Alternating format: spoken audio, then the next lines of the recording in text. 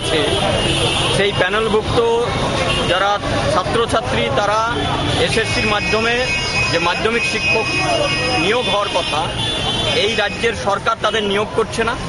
ন্যায্য দাবি নিয়ে, ন্যায্য অধিকার নিয়ে তারা লড়াই করছে।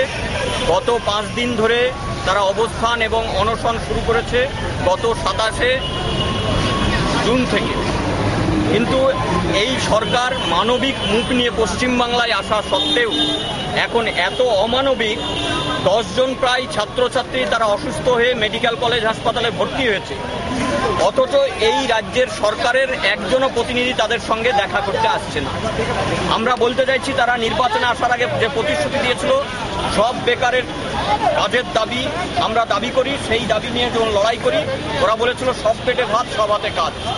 কিন্তু এই রাজ্যের সরকার তাদের কাজ দিচ্ছে না, উল্টে তাদেরকে বলছে যে 100 দিনের কাজ করুক, কাউকে বলছে চায়ের দোকান করুক। এই যে নির্লজ্জ একটা সরকার, এই অপদার্থ সরকার, তাদের আমরা দেখছি দীর্ঘদিন ধরে তাদের চাকরি দেওয়া হচ্ছে না। এর আগে 21 দিন অনশনে বসেছিল, অথচ তাদের চাকরি দেওয়া হচ্ছে না। তার প্রতিবাদে আমরা